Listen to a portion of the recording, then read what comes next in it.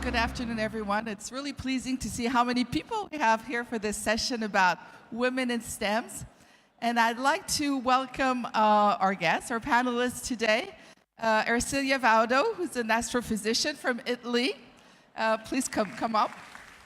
She is head of diversity for the European Spatial Agency today. Have a seat. Axelle, next.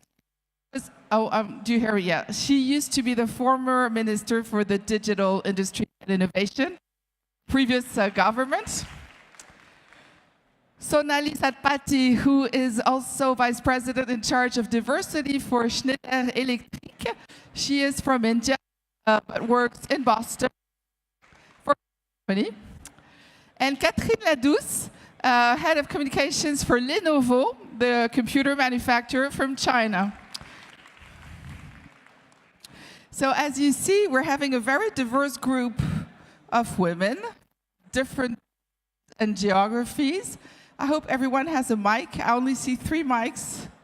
Maybe we could have one more mic. It would be nice. So I don't know if you're like me, but over the years in airports, I've seen those huge pictures of women in sciences. That was the UNESCO and L'Oréal. And I was filled with awe, really, seeing all the fields they were working in. And it was just made it possible. You know, all women were scientists. They were there, exposed. And that's what we want to change. We want people not to have a clue, but we want them to have those kind of careers, especially young girls. My first question for you, the panel, and just feel free, you know, to get in and out, but can you tell us why you think it is so important to have more women in STEMs? How are we going to make a difference? Who wants to jump in first? Because I know you have ideas about this.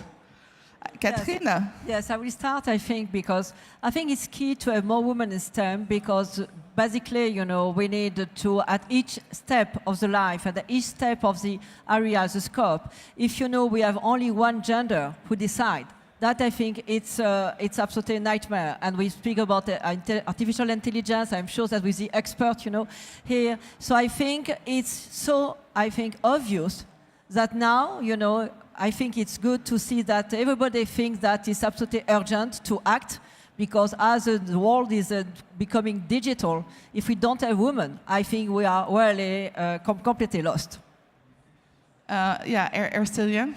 There is one thing I want to say is why, just completing, is not just why it's important to have women in STEM, but really try to make understand the fact that science and STEMs gives to women superpowers.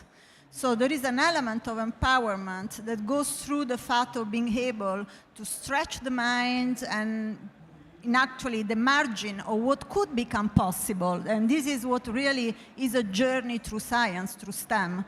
And this is something that changed the perspective on the world. So it's even something, not just society needs that, but women needs to feel this spark and this emotion of the wonders of science. More empowerment. What about you, Axelle? Why? Why are we here discussing this because I think because we need impact, as you said, but I know you have very clear ideas on where we should impact today. Yeah, well, I think because now technologies lead the world. And when I say the world, I not only mean economic changes, industrial evolutions.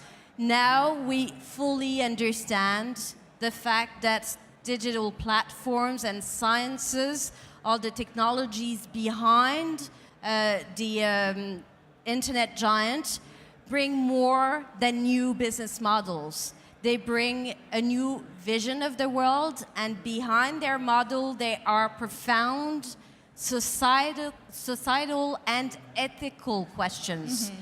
So the question after is, if there are no women in these industries, what is at stake is the representation of the world today and the future one. It will be flawed, basically. Without women, we won't have the right representation in the world. So, Sonali, tell us, you're coming from India, and I read a Harvard Business Review report preparing for this, saying that a lot of young girls in developed countries would go more easily towards science studies. Is that right? Yes. And in fact, it was quite Put it closer, yeah.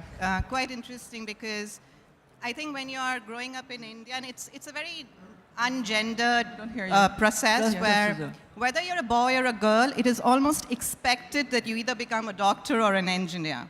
So very early in our lives, that's what parents tell you constantly. And we have to sort of make that choice very early in our school lives. So almost like when you're 12 or 13, you decide that they're going to take science and math subjects or not. And usually that means a lot of people just gravitate to the sciences, and therefore I think today we are seeing that about 45% of computer science graduates in India are women. So, you know, it's a very strange phenomenon. You would not expect it, but it's true. It's like a lot of women, girls do tend to go into the science fields in India. Because I'm going to come to China, but there's in the study I was reading, it was saying that women who come from countries where there is more gender equality between men and women, they tend not to go into sciences that much because they have more opportunities. They can actually choose whatever they want. And they're not necessarily interested by science, so they try to do something else. And that was very paradoxical. How is it in China? I mean, your company is based there. Does it attract floats of women, or is it still difficult? Yeah, I think, you know, in China, because I can experiment, you know, Lenovo is a Chinese origin company, and I was in IBM before, and I was very proud about what the company, you know, American company is making, you know, to get women on board. And so, but when we joined Lenovo, that was a big surprise and big shock, you know, for my colleague from the US and from West Europe, because we have seen that there is much more women in China, in Lenovo, at top level. And then I have seen that not only Lenovo, it was in all the Chinese company. And then when I travel also in other part of the world, even in Middle East, I have seen that there is also much more women. What are the reasons? I think there is probably you say a lack of, less, I would say less possibility, but I don't think that is the right reason. I think there is an ecosystem which helps, you know, the women to decide to take this study or to take this job because they see that they can make a career. And there is a study, and the study is one of the studies which is made by Claudine Schmuck, gender scan, we really show, you know, that there is, 15 or 20%, you know, higher number of girls who decided to follow this career. And then I think it's all a question of management system, stereotype, and in this, so I would like to say that it's not a fatality, I don't know if it's the right word in English, that, you know, in the US and in West Europe, we have this lack, you know, and this gap. Because in the other country, there is no so huge gap. So we need to learn from them, which is not usually the attitude that you have.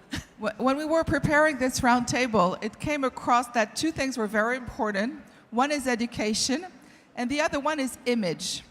And I'd like to tackle those two questions with you. First of all, do we still have to teach math the way we do it? If we want more girls in the field, are there changes we should make, math, physics, make it more appealing? Maybe, Ersilia, you have some ideas. Okay, first of all, I want to say that this is clear that when they are very young, girls and boys, they have the same attitudes. They are not afraid to make stupid questions, and then this anxiety goes up with age. And there is a nice story from an astrophysicist that has been recently to a primary school, and there was this little girl, she was 7, drawing something very focused. And then he asked, "What are you drawing?" And she says, "I'm drawing the face of God." And he said, "The face of God, but no one knows the face of God." "Oh, in a minute they will." So they are not afraid of doing something. But then the mathematics wall comes up, and start from the teacher at primary school. Usually they have a generic education, and they don't feel comfortable with mathematics, and for girls there is identification that goes on. And then you see that already at the age of 15, the careers start diverging because of the stereotypes, because of the expectation on their careers. Now, will the teacher of mathematics change? I think that for sure because we know that the future of work, because of digitalization, automation, and so on, will change the skills that will be required in the future. There will be a polarization. There will be, even for the hard skills, so the technical skills, the soft parts will be even in more demand. And because robots, there are less and less things that are not able to do, and many are related to these persuasion soft abilities. So the teaching of mathematics will have to include a way that should bring these barriers down, and also opening up to a more humanistic approach through the wonders of mathematics, not just the rules and a deterministic approach. So I'm sure they will change. That's interesting. Axelle LEMAIRE, you were minister in our past government. I'm sure education was also one of your concerns. What do you think should be changed today? Of course, education is key. I was shocked when I was in government to be the only woman in the room very often. And what was even more shocking was the fact that everyone seemed to find it totally normal. So I was under the impression, especially in the Silicon Valley, I must say, that there was no questioning of that model. Why is image important? Because it is the image that will allow younger girls to unlock the sort of obstacles, mainly psychological and cultural, that will impeach them from entering these subjects. So when you see a group of powerful women, be it in politics, be it in the cinema industry, or in the STEMs one, well, it means that little girls can imagine themselves in that position in the future. And I think we shouldn't underestimate the power of image. When it comes to education, of course, it's crucial. And again, what I observed in France is that, at least in France, we still have a very theoretical, unilateral approach to the teaching, especially of mathematics, but physics is the same. And so we learn the theory and we learn the models, but without asking for any creativity skills, any imagination, and these might be some skills that the little girls have developed more. And so with some digital technologies nowadays, we know that it's possible to transform a theoretical model into an image. Why don't we do it? I think the way these disciplines are still being taught nowadays is burdensome. I mean, if you do not excel naturally, or if you do not have the family and social environment that will orientate you towards that direction, there's no reason why a little girl should decide all by herself that she's good at maths. So I think there's a need to change the educational approach in the teaching. I'm not an expert on these subjects, but I've seen other potential approaches, including in Canada. I think there's room for improvement in Europe. And Sonali, what can we do to improve the image of women in science? How do we build, that diversity pipeline that you're dreaming of at Schneider Electric? I think it's a layered solution. We as organizations are already at the furthest end of the pipeline. So the story starts pretty much when somebody's 5 years old. Yeah. So that 5-year-old girl, what is she seeing on a daily basis? What is the message she is getting through television, in her school, through her parents, through her peer group? So I think it starts as young as that, and then at every stage, it gets either reinforced, that women are not good at math, or she's in an environment where she just excels, because there is no evidence that women are less capable in any of these STEM fields than men are. Right. What is obvious is that there are a lot of stereotypes, and there's a lot of bias in the system, and there's a very huge lack of role models. So I think it's a coming together of government, it's a coming together of education of organizations where we all collectively have to make sure that as responsible, citizens of the future, how do you make sure that women are as much part of the dialogue today? And if you look at it, the STEM field is one of the coolest fields to be in. It's one of the high growth fields. It's a high paying field. It's high skilled. Why would women not want to be part of that equation? Right. No, I agree. I read a quick story in the paper today that has nothing to do with it, but it made me think about our topic nevertheless. It's about music, and it's about creating orchestras for children, just to democratize classical music. And I think it's a brilliant idea, because if at 5, 6, 7, you're part of a little orchestra, well, you're going to love music, and you're going to improve. And we should do that exactly for STEMs. Have those clubs and all the kids together playing in the field. Catherine, there's something I wanted to ask you, because what I just asked Sonali is, how do we build the pipeline? When we were discussing the topic, you told me that you're asking now people to rewrite job descriptions to be sure to attract women. Can you tell us more about this? Yeah, sure. But just before I answer to your question, just to comment, as you know, communication. I speak about the image because I think there is two drivers. One, it is, of course, the responsibility of the government, of all the ecosystems, the society and the company to promote the visibility, and the media also. We know that you are looking also for experts. So that, I think, it's a common responsibility that we are sharing to put on top, the expert. And second is also what we can do, and the Women Network are doing that in the company, and I'm sure in your company, all what we can do to gain leadership and confidence for the women, to be able to speak, on stage, to be able to be more visible. That, I think, is important. So to answer to your question, yes, I think it's one of the, we're speaking about solutions, concrete solutions and tools. One of the comments following, sessions that are organized with the Women Network in LENOVO, one of the UK leaders from sales told me that, I have all the issue because I want to hire women, but I don't find them. And that is a common, I'm sure, in all the companies they say that. Of course, we are committed. When we say, why do we have women? I think right now, we don't ask the question. They say, yes, we need to have women, but we can't find them. So there is now, a task force within LENOVO led by the sales team, but with the support of HR, and that is interesting, is led by the business to review how we put the job description.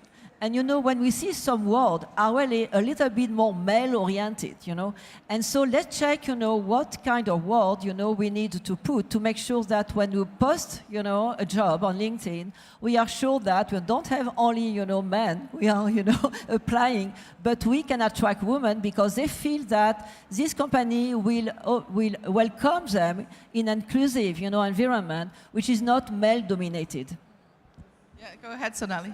Actually, it's an important point you're making because it's not only about, the job descriptions, but even as organizations, the normative culture has for many years been set by men. So how we view leadership, how we assess leadership, what we regard as a high potential talent is viewed extremely through the lens of many years of male-dominated leadership. So some of those ways of assessing people, of promoting, what are the criteria for promotion? When do people get to go to leadership programs? And as you will see in most organizations, whether they are in the private space or public space, it is that middle management level when women tend to drop out of the workforce, whether in STEM or otherwise.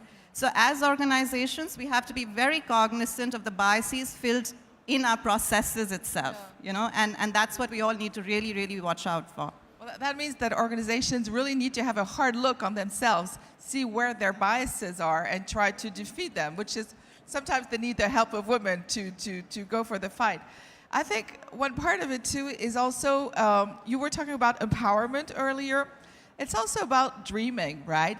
Giving the dream. What can you change in the world? I mean, if you're a little girl and you're interested, one of your examples is climate change, and I think it's a great topic. Can you elaborate on that? Okay, first of all, I always say when I talk with girls, you don't have to have dreams, but you have to have goals. Okay. Because this already changed the perspective. And I want also to say one thing, because this has been a big turning point. For the first time last year, under the Italian presidency, the G7 approved a roadmap for gender equality that includes a big paragraph on STEM, on girls in STEM. And Canada is bringing a new momentum to this, and France will come next. Okay. So having this so high and taken by, I mean, at that level, will have an impact, I'm sure, and this is already very important. The aspect of feeling this kind of dreaming and goals is exactly this. You know, the word desire comes from desidera esse, from Latin, be far from the stars. So I believe that we all have in us this tension, this push to reach out something bigger than us. And this is the way science is able to inspire. There are so many mysteries that needs the brains of all, the talents of all. And when you are able to share on these wonders and on these fantastic things in space, in cosmology, now we want to not just explore space, we want to start to living in new planets, in new places. And we need really to change our points of view, and we really need to put forward qualities that we even didn't know to have. So this empowerment of not feeling there is not the right question or the bad questions, but it's just about daring and not being afraid to daring, is something that girls take very, very seriously. The problem are the stereotypes and families. Today you have the head of CERN is an Italian lady, and she told me that she received letters from many girls, but sometimes they say, I would like to do what you do, but my family is really not for that. So to have this sense that science is not something that is for boys, but helps to fight climate change, to have a better world, to help humanities, we are really to break this sense of hard versus soft that is so entrenched in girls. And one thing I want to say about my country is that in ICT, for instance, where we have very few girls, still with the same competences, they are paid much more. So in the digital world, there is also an occasion, the same is for Ireland, an occasion also to bridge the salary gap. That is one of the big problems. Of course. I mean, for women, you can have much better paid jobs in those fields, that's for sure. But it's also a lot of hours. You have to help women, you know, take care of their kids, be able to work. I mean, it's a whole societal thing. But I was wondering, Catherine, you've been very involved into networking for women, and you've done that for many years. And how much does it make a difference from like 10 years ago up to today? Did you see things change? And then I'll ask the same thing to each of you, sorry. Yeah, I think the change is the mindset. You know, of course, we can measure the progress, and sometimes we say, well, you know, roughly, you know, you have, we say 26%, you know, girls in engineer school, and at top position, of course, it's just 10%. And so, of course, if you see only the figure, we say, well, it's not enough. And that's the reason that we need to act, we need to continue the battle. At the same time, I can tell you, when we created the network which gathered 14 companies, it was 16 years ago, and it was only 4 companies. Now there is 14 companies, and now there is a lot of association, a lot of involvement everywhere in the world, and that I think is a change completely of the mindset. And what you ask, you start with the why. I can tell you right now, in my company, in the association, we don't need to say why, and that I think is a big change. Yeah. We just need to say how to do it, and what are the key tool, the key solution to accelerate. So that, I think, is a big change in the mindset. And the second example that I would like to give you is the role of the men now, you know. At the beginning, the women network, we say women network. But and the women network that I founded is a Cercle InterElles. So, but I don't know if I will change the name. I will not change the name, but you know, the theme of our yearly conference was on the role of the men in this battle. And we have a lot of examples on stage now, you know, a lot of association. We are, you know, putting men, you know, part with us because we need to work with them. It's not a women issue, it is a business issue. And other men still have the power if we don't have them with us. And that, we did not have that, I think, a few years ago. So that, I think, is the two changes that I see, which are quite positive. Do you have examples like that? Or do you think you're responsible as women in those fields for more mentoring towards younger women, help them out? Is this something that matters to each of you? Are you pushing your efforts there, or whoever wants to get the question? Yeah, so I can take that. So I think we all underestimate the power of mentoring, sponsorship as women, and also the fact that we have a role to play in doing that for other women. So receiving that at certain parts of our lives and our careers, and then giving back. And that is something we are trying very actively to create in Schneider Electric, where, of course, we have all these great programs where we also tend to work on women's leadership and leadership presence in the company. But at the same time, we tell these women it is your duty to now actively go out and mentor, sponsor, and coach women. And this is the way also, it's a great way to network, great way to go know each other and grow in the company. So I think, if anything, as women in the room, or even as men in the room, you do, is really actively seek out people, get those mentorships and sponsorships. It makes a big difference to just growing in your career and also learning a lot. Axelle, maybe? About the role of men, if there are dads in this room, know that your role is key, and it's not me saying it, it's all the research studies on the subject. The very successful women always have an extremely dedicated father behind them. I don't know how to judge that, but it's a fact. Of course, networking, sponsoring, mentoring are key, but I would take a tougher stance, because and by explaining why not being more proactive for a company is a missed business opportunity. And I think that's a convincing argument, That's what you right? told Roland Berger when you're going to miss a big opportunity if you don't get me. Exactly, because I feel frustrated when I see that the efforts and progresses are not fast enough. And so when we have to, by law, oblige boards to nominate women on an equal basis, so that the men in the room realize that, oh, they do bring something different. That's quite cool, you know. Now we understand why it's important to have them on board. So we needed to pass that bill in order to make it realized. And when I introduced that new program of training for women of new digital skills called La Grande École du Numérique, inspired by École 42. And École 42 is a member of that network of training programs.